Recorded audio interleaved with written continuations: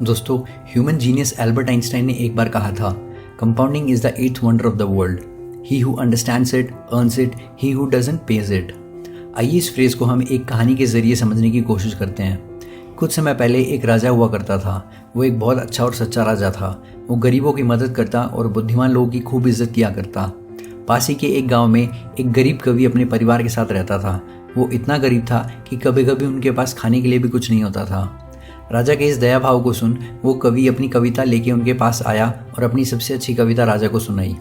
उसकी कविता सुन राजा बहुत खुश हुआ और राजा ने कवि को कुछ भी इनाम में मांगने के लिए कहा। कवि ने कहा, महाराज, क्या आप सच में खुश हैं? क्या मैं कुछ भी मांग सकता हूँ? राजा ने कहा, हाँ हाँ, कुछ भी। फिर कवि ने रॉयल चेस बोर्ड की तरफ इशारा करते हुए कहा, महाराज, अगर आप मुझे कुछ देना ही चाहते हैं तो उस चेस बोर्ड में 64 खाने हैं। पहले खाने में 1 चावल का दाना, दूसरे में 2 और तीसरे में 4। ऐसा करते करते 64वें खाने तक उसके पिछले खाने से डबल दाने होने चाहिए। अब वो मुझे भेंट स्वरूप दे सकते हैं।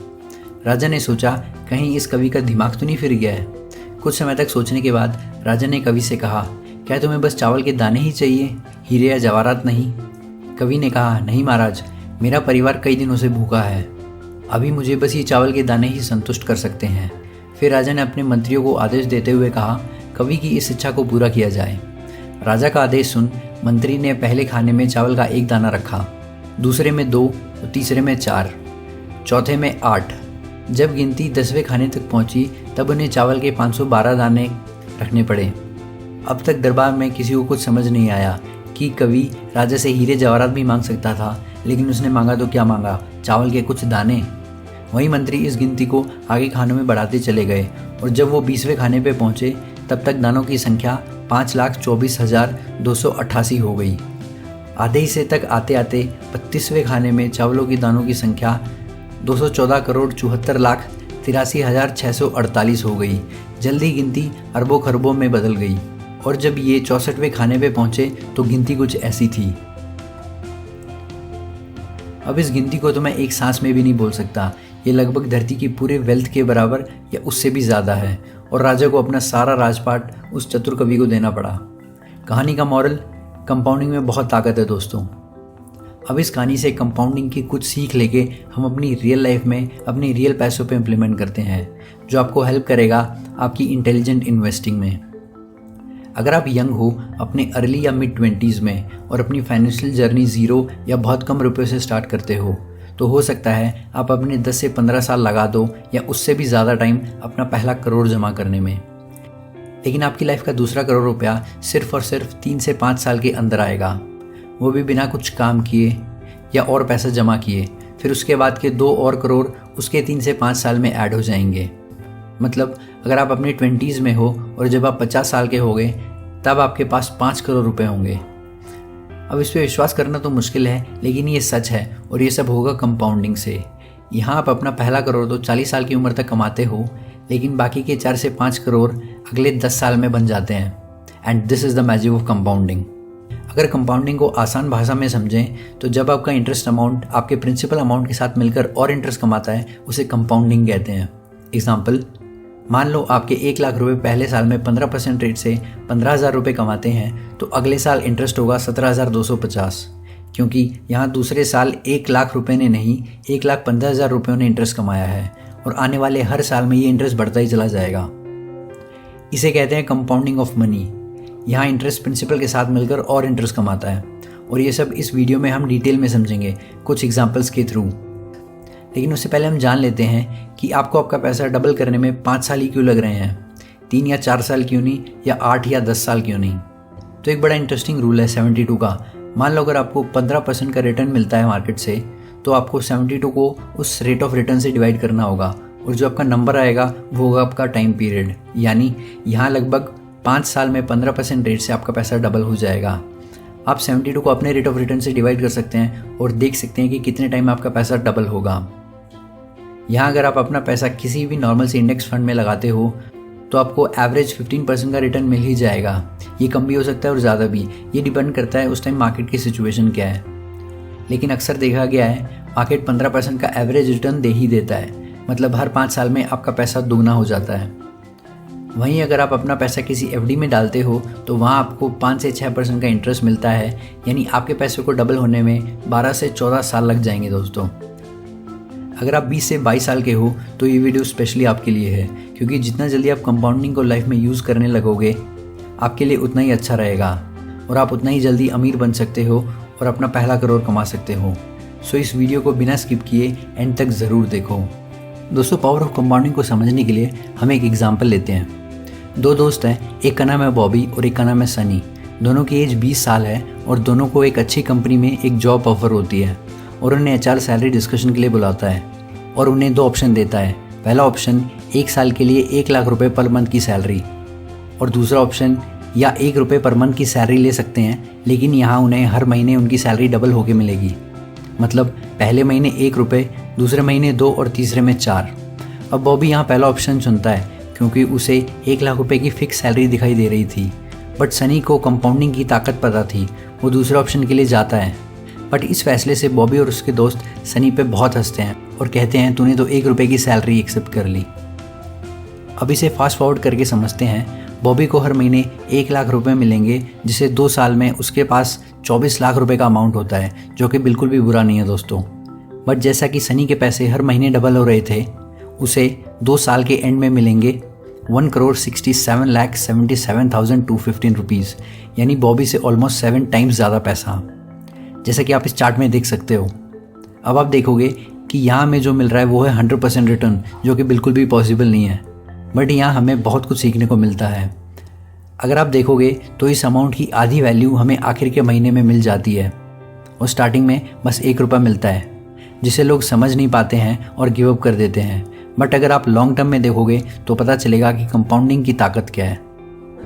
अब हम कंपाउंडिंग को और आसान भाषा में समझने की कोशिश करते हैं। अब वापस से वही दोनों दोस्त हैं, बॉबी और सनी। अब वो दोनों 2-2 लाख रुपए इन्वेस्ट करते हैं और ऐसी जगह पे इन्वेस्ट करते हैं जहां उन्हें 15% का ईयरली रिटर्न मिलता है और ईयर एंड में उन्हें मिलते हैं 30,000 रुपये एज अ रिटर्न। अब हम बॉबी को तो जानते ही हैं, वो उन 30,000 रुपये को हर महीने विड्रॉ कर लेता है और उन्हें अपनी मस्ती में उड़ा देता है और बाकी के 2 लाख रुपए किसी और इन्फॉर्मेशन या टिप के बेसिस पे वो कहीं और इन्वेस्ट कर देता है, क्योंकि वो अभी तक कंपाउंडिंग की ताकत को नहीं समझ पाया है।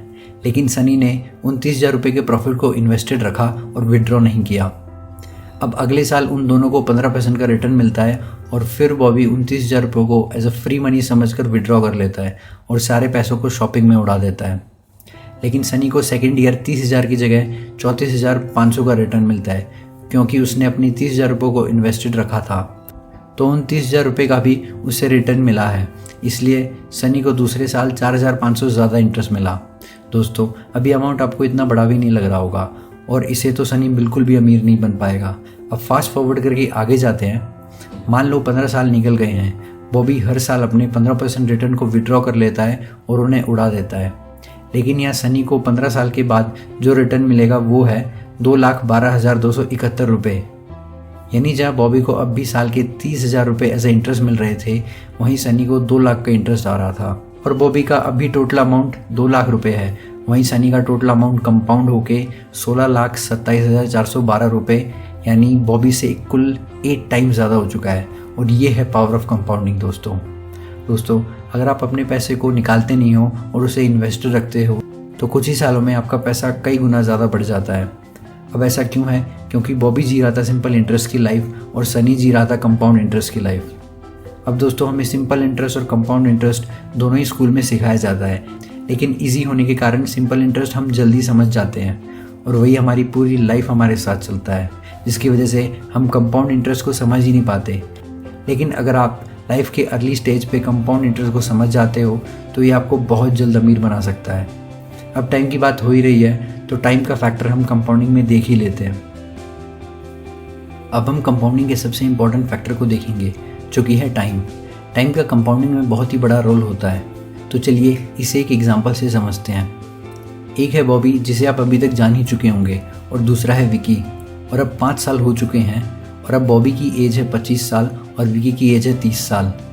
दोनों प्लान करते हैं कि अब हमें अपनी नेटवर्थ को बढ़ाना चाहिए और दोनों पैसा इन्वेस्ट करने की सोचते हैं और उनका टारगेट है 40 साल की एज तक पैसा इकट्ठा करना। लेकिन यहाँ बॉबी अपनी गलती से सीख चुका है और वो 25 की एज में ही इन्वेस्टिंग करना शुरू कर देता है और उसे अब पावर ऑफ कंपाउंडिंग के बारे में सब कुछ समझ आ चुका है, तो दोनों 20-20 हज़ार पर मंथ इन्वेस्ट करना स्टार्ट करते हैं। जैसे कि हमें पता है बॉबी की एज 25 साल है और विकी की 30 साल, दोनों की एज में 5 साल का फ़र्क है। तो बॉबी ने अपने पैसों को 15 साल तक इन्वेस्टेड रखा और विकी ने 10 साल तक, और इन दोनों को हर साल रेट ऑफ रिटर्न 12% का मिलता है। तो चलिए इस पूरे चार्ट को देखते हैं। बॉबी अपनी पूरी लाइफ में 36 लाख रुपए इन्वेस्ट करता है और विकी अपनी पूरी लाइफ में इन्वेस्ट करता है 24 लाख रुपए। दोनों को 12% का ईयरली रिटर्न मिल रहा है। तो 40 की एज तक बॉबी की टोटल वेल्थ हो चुकी है लगभग 1 करोड़ रुपए। वहीं विकी जो 5 साल लेट था, उसकी वेल्थ ग्रो होके बस 46 लाख रुपए तक पहुंची है।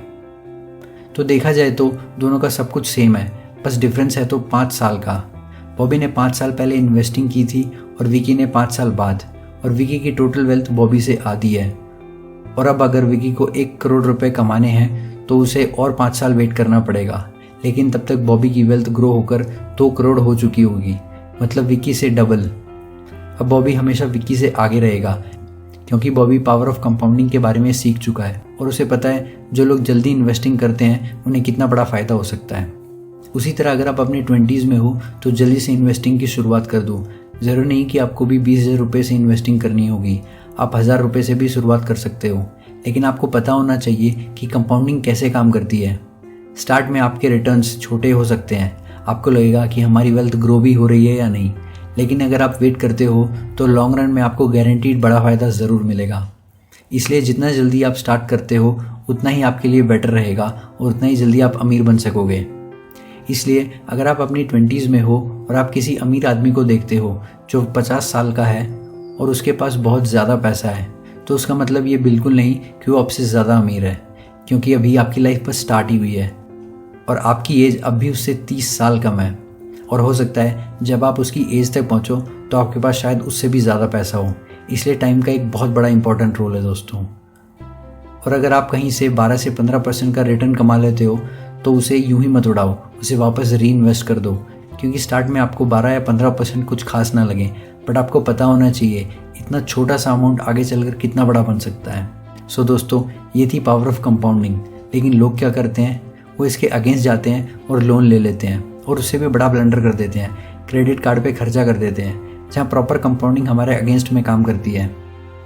दोस्तों, मुझे यहाँ एल्बर्ट आइंस्टाइन की वो लाइनें फिर से याद आ गई, compounding is the 8th wonder of the world, he who understands it earns it, he who doesn't page it. हम क्रेडिट कार्ड पे फ्यूचर में एक वीडियो ज़रूर बनाएंगे और वहाँ सीखेंगे कि वहाँ कैसे कंपाउंडिंग हमारे अगेंस्ट में काम कर रही होती है जब भी हम क्रेडिट कार्ड को यूज़ करते हैं। तो दोस्तों, आज की वीडियो में बस इतना ही। होप आपको ये वीडियो पसंद आई होगी और आपको इससे वैल्यू मिली होगी। तो इस चैनल को सब्सक्राइब कर लेना और बेल आइकन को ज़रूर दबा देना ताकि आपसे ऐसी वैल्यूबल वीडियोस मिस ना हो। Goodbye and take care.